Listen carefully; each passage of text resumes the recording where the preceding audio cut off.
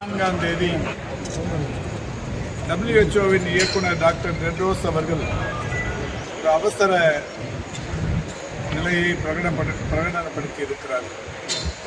அதாவது குரங்கம்மை என்கின்ற எம்பாக்ஸ் நோய் பாதிப்பு உலகை அச்சுறுத்த தொடங்கி இருக்கிற காரணத்தினால் ஒரு அவசர நிலை பிரகடனத்தை சுகாதாரத்துறையில் அவர் செய்திருக்கிறார். அந்த வகையில் எல்லா நாடுகளிலும் இது குறித்த ஒரு முன்னெச்சரிக்கை நடவடிக்கைகள் என்பது தொடர்ந்து கொண்டிருக்கிறது.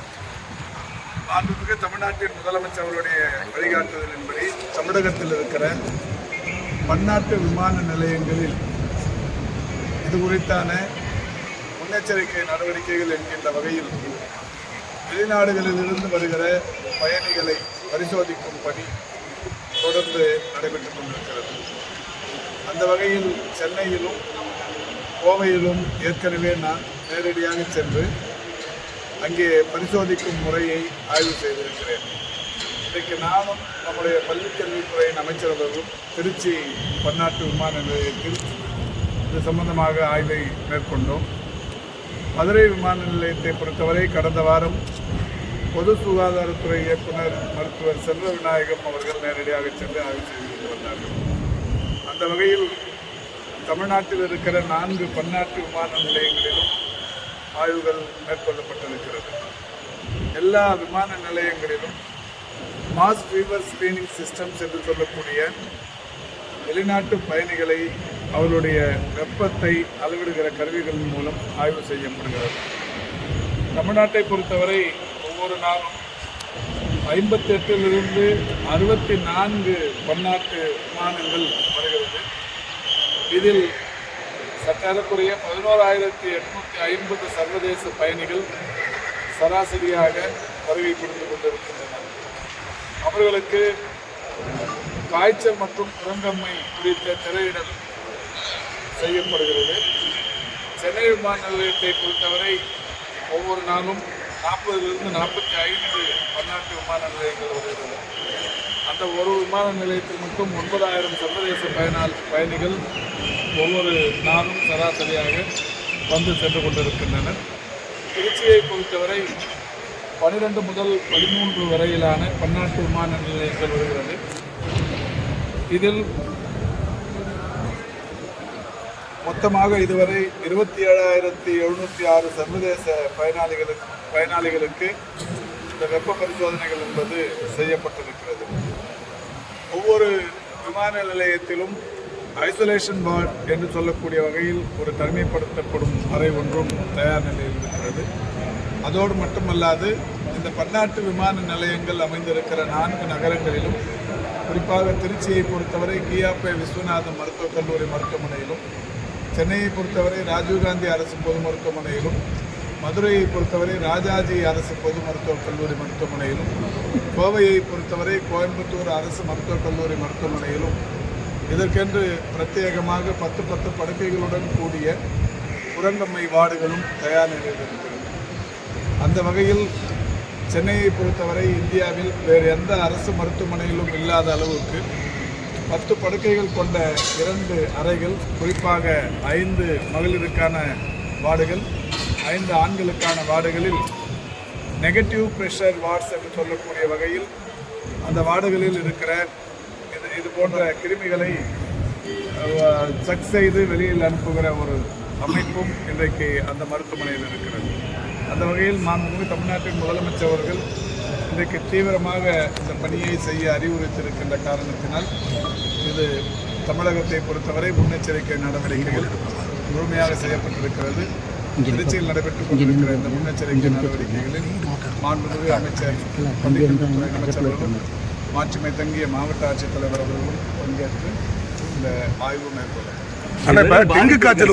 ஊரக உள்ளாட்சித்துறை, நகர்ப்புற உள்ளாட்சித்துறை, இதோடு மட்டுமல்லாது பள்ளிக்கல்வித்துறை, நம்முடைய கல்லூரி கல்வி நிர்வாகம் ஆகிய 11 துறைகள் ஒருங்கிணைக்கப்பட்டு ஒரு கூட்டம் நடத்தப்பட்டது. மாண்புமிகு தமிழ்நாட்டின் முதலமைச்சர் அவருடைய வழிகாட்டுதலின்படி கடந்த ஆண்டும் இது போன்ற ஒரு கூட்டம் நடத்தப்பட்டது. நேற்றைக்கும் இந்த கூட்டத்தை ஓமந்தூரார் பன்னோக்கு மருத்துவமனை வளாகத்தில் இருக்கிற அரங்கத்தில் நடத்தியிருக்கிறோம். இது டெங்கு வரலாற்றிலேயே அதிகமான உயிரிழப்புகள் என்று எடுத்துக்கொண்டால் 2012ஆம் ஆண்டு 67 பேர் ஒரே ஆண்டில் டெங்குவுக்கு பலியாக இருக்கிறார்கள். அதற்கடுத்து 2017ஆம் ஆண்டு 65 பேர் டெங்கு பாதிப்புக்குள்ளாகி உயிரிழந்திருக்கிறார்கள். இந்த ஆண்டை பொறுத்தவரை 8 மாதங்கள் நிறைவுற்றிருக்கிறது. இதற்கு முன்னால் எல்லாம் மழை என்றால் வடகிழக்கு பருவமழை, தென்மேற்கு பருவமழை, கோடை வெப்பமழை, வெப்பச்சலன மழை என்று ஒரு 3-4 இனங்களில் மட்டுமே மழை வரும். ஆனால் இப்பொழுது மாதந்தோறும் மழை வந்து கொண்டே இருக்கிறது. இந்த மழை வருகிற காரணத்தினால் ஆங்காங்கே தேங்கி நிற்கிற தண்ணீரில் தான் இந்த கொசுக்கள் உற்பத்தியாகி டெங்கு போன்ற பாதிப்புகளை உருவாக்குகிறது.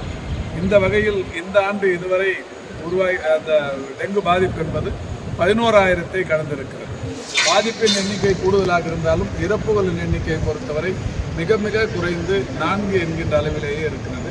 இந்த 4 இறப்புகளும் கூட நோய் எதிர்ப்பு சக்தி குறைவாக இருப்பவர்கள், இந்த டெங்கு மாதிரியான நோய் பாதிப்புகள் வந்தவுடனே மருத்துவமனைகளுக்கு வராமல் தன்னிச்சையாக மருந்துகளை உட்கொள்ளுபவர்கள், இப்படியான அந்த பாதிப்புகள் தான். இந்த ஆண்டு இந்த 11,000 வந்திருப்பதற்கு காரணம் 46,000-க்கும் மேற்பட்ட அரசு மற்றும் தனியார் மருத்துவமனைகளை ஒருங்கிணைத்து தனியார் மருத்துவமனைகளிலும் இந்த மாதிரி காய்ச்சல் பாதிப்புகள் இருந்தால் உடனடியாக சுகாதாரத்துறை அதிகாரிகள் அங்கே சென்று அவர்களுக்கான பாதிப்பு எத்தகையது என்பது குறித்து டெங்குவை குறிப்பாக அதை தனிமைப்படுத்தி அந்த சிகிச்சை அளித்துக் கொண்டிருப்பதால் இந்த எண்ணிக்கை பெரிதாக தெரியலாம். ஆனால் உயிர் பாதிப்பு என்பது மிகப்பெரிய அளவில் குறைந்திருக்கிறது. இன்னமும் 4 மாதங்கள் இருக்கிறது. வடகிழக்கு பருவமழை தொடங்கி இருக்கிற காரணத்தினால் நிச்சயம் இன்னமும் அது அதிகரிப்பதற்கு வாய்ப்பு இருக்கிறது என்கின்ற காரணத்தினால்தான் எல்லா துறைகளும் ஒருங்கிணைத்து அவரவர்கள் இதில் மிக கவனமாக செயல்பட வேண்டும் என்கின்ற வகையில் மாண்புமிகு தமிழ்நாட்டின் முதலமைச்சர்களுடைய அறிவுறுத்தலுக்கு ஏற்ப நேற்றைக்கு அந்த கூட்டம் நடைபெற்றது. ஆனால் இந்த கருக்கலைப்புக்கு உண்டான மாத்திரைகள் தடை செய்யப்பட்டிருக்கு வெளியில் விற்பனை செய்வதற்கு. ஆனால் அது ரொம்ப சுலபமாக கிடைக்கிது, பெட்டி கடைக்கெல்லாம் கிடைக்குதுங்கிறாங்க. அதை எப்படி தடுக்க போறீங்க? ஏன்னா சென்னையை சேர்ந்த பெண் வந்து திருச்சியில் வந்து உயிரிழந்திருக்காங்க அந்த கருக்கலைப்பு மாத்திரை போட்டு. இந்த பிரச்சனை வந்து கரூர் மாவட்டத்தில் மிகப்பெரிய அளவில் இருக்குது. ஒரு மாத்திரையை வந்து 600 ரூபாய்க்கு விற்கிறாங்க அப்படிலாம் சொல்கிறாங்க.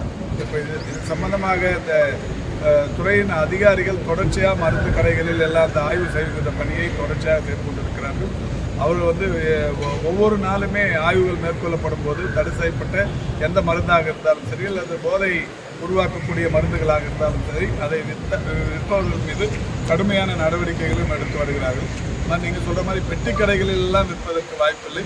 இந்த மாதிரி மருந்து கடைகளில் எங்கேயாவது இருந்தால் அதை தடுப்பதற்காக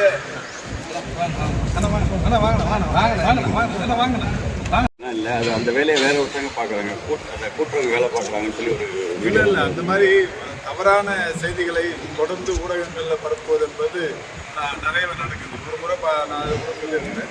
ஒரு தூய்மை பணியாளர் ஒரு ஸ்ட்ரோக் பேஷண்ட்டை போய் துடைக்கிறதுக்கு போயிருப்பாங்க. அதை வீடியோ எடுத்து ஒரு நிமிஷம் கிளிப்பிங்ஸை போட்டு தூய்மை பணியாளர் சிகிச்சை அளிக்கிறார் என்கின்ற வகையில் செய்திகள் போடப்பட்டது. அதுக்கப்புறமா மருத்துவமனை நிர்வாகம் செய்தி சொன்னதுக்கு அப்புறம் தான் அதை திருப்பி வெளியிட்டாங்க. அந்த மாதிரி லேப் டெக்னீஷியன் வேலையை தூய்மை பணியாளர்லாம் பண்ண மாட்டாங்க. லேப் டெக்னீஷியன் காலியிடம் இருந்தால் நிச்சயம் உடனடியாக அம்மாவே சொன்னாங்க. மருந்தாளுநர் பணியிடங்கள் இப்போ தான் ஒரு 946 பணியிடங்கள் நிரப்பப்பட்டு பணியாணைகள் தரப்பட்டது. மறு எங்கே காலி பணியிடங்கள் இருக்கோ அவையெல்லாம் நிரப்பும் பணியினை துறை முதல்வர் அவருடைய வந்து தமிழ்நாடு திருச்சியில் கூட இப்போ பார்த்தீங்கன்னா நேற்றைக்கு ஒரு இறப்பு ஒன்று, அதுவும் குறிப்பாக அரியமங்கலம் என்கின்ற பகுதியில் ஒரு 15 வயதுள்ள ஒரு பெண், ஜாக்குலின் என்கின்ற ஒரு பெண், ஒரு இதுக்கு அதாவது ஒரு நூடுல்ஸ் வந்து அமேசான் மூலமாக சைனீஸ் புல்டாக் அப்படிங்கிற ஒரு நூடுல்ஸை வாங்கியிருக்காங்க. சைனீஸ் புல்டாக்குங்கிற நூடுல்ஸும் ஒரு கோக்கும் வாங்கி சாப்பிட்ருக்காங்க. அதை வந்து இறந்துட்டாங்க. அந்த இறப்பு செய்தி தெரிஞ்ச உடனே ஃபுட் சேஃப்டி டிபார்ட்மெண்ட்டு அதை சம்மந்தமாக விசாரிக்கும் போது அவங்க வாங்கி சாப்பிட்ட அந்த பொருள் பார்த்துருக்காங்க. அது வந்து சைனீஸ் புல்டாக்ங்கிற ஒரு நூடுல்ஸு. உடனடியாக அது எங்கெல்லாம் திருச்சியில் விற்கிதுங்கிறத போய் பார்க்குறப்ப ஒரு ஹோல்சேல் ஸ்டாக்கிஸ்ட்டை போய் பார்த்துருக்காங்க. அதில் வந்து இந்த பொருள் விற்பனை செய்யப்படுவது தெரிந்திருக்கிறது. அதை எடுத்து செக் பண்ணதில் ஒரு 800 கிலோ அளவுக்கு எக்ஸ்பைரியான பொருட்கள் விற்கப்பட்டது. உடனடியாக அந்த பொருட்கள் சீஸ் செய்யப்பட்டு இப்போ அதை ஆய்வுக்கெல்லாம் அனுப்பப்பட்டிருக்கிறது. இது மாதிரி உடனடியாக எங்கே தகவல் தெரிஞ்சாலும் அந்த துறை நடவடிக்கை. ஆனால் தமிழகம் முழுவதும் சட்டமன்ற தேர்தலுக்கு திமுக தயாராகி வருது. சென்னையை பொறுத்தவரைக்கும் எப்படி நிலவரம் இருக்கு? இங்கே திருச்சியை பொறுத்த 100% வெற்றி, திருச்சியில் 100% வெற்றி பண்ணி சொல்லியிருக்காங்க. முழுவதும் தயாராகி வருகிறது சொல்லியிருக்கிறீங்க. சென்னையும் தமிழ்நாட்டில் அடங்கியிருக்கிறது. ஊரகத்துறை, நகராட்சித்துறை, நம்முடைய மக்கள் நல்வாழ்வுத்துறை எல்லாம் இணைந்து தமிழ்நாடு முழுவதும் டெங்கு காய்ச்சல் பரவாத அளவுக்கு எல்லா இடங்களிலும் சுத்தமாக இருக்க வேண்டும் என்ற அறிவுரையை நேற்று மக்கள் நல்வாழ்வுத்துறை அமைச்சர் அவர்கள் இந்த கூட்டம் நடத்தி சொல்லியிருக்கிறார். அத்தனை கமிஷனர்ஸும் ஏடி பஞ்சாயத்து மற்றும் பேரூராட்சி என்னுடைய துறையினுடைய செயலாளர்களால் செய்கிறது. வருடந்தோறும் நடத்துகிற கூட்டம் நேற்று நடத்தி முடிக்கப்பட்டிருக்கிறது. மழை காலத்தில் எந்த இடத்தில் காய்ச்சல் பரவாத அளவுக்கு சுத்தமாக இருக்கிறது அறிவுறுத்தப்பட்டிருக்கிறது. ஆனால் 100% வெற்றி பெறுவேன்னு நீங்களும் சொல்லிட்டு தான் இருக்கீங்க. ஆனால் கடுமையான அதிருப்தி தெரிவிக்கிறாங்களா அடிமட்ட தொண்டர்கள் இருக்கட்டும், நிர்வாகிகள் இருக்கட்டும், அவங்க எப்படி சரி பண்ண போறீங்க? உங்ககிட்ட மட்டும் அதிருப்தியாக சொல்லுவாங்க, அதெல்லாம் எங்ககிட்டலாம் சொல்லுவாங்க. உங்ககிட்ட சொன்னால் நீங்கள் தான் சொல்லணும். ஆனால் நேற்று கூட்டத்திலேயே வந்து ஓப்பனாக பேசினாங்க. ஒரு வட்ட செயலாளர் வந்து ஓப்பனாக பேசுறாரு. குடும்பத்தில் ஒருத்தர் வருத்தப்படுவாங்க, ஒருத்தர் சந்தோஷமாக இருப்பாங்க. வருத்தப்படுறவங்க சந்தோஷப்படுத்துறதுக்கு பொறுப்பு எங்களுடைய வேலை. அதை நாங்கள் ஒழுங்காக செய்வோம். நீங்கள் அதை பற்றி கவலைப்பட வேணாம். நாங்கள் ஜெயிப்போம் சார். நீங்கள் எங்களோட வணக்கம்.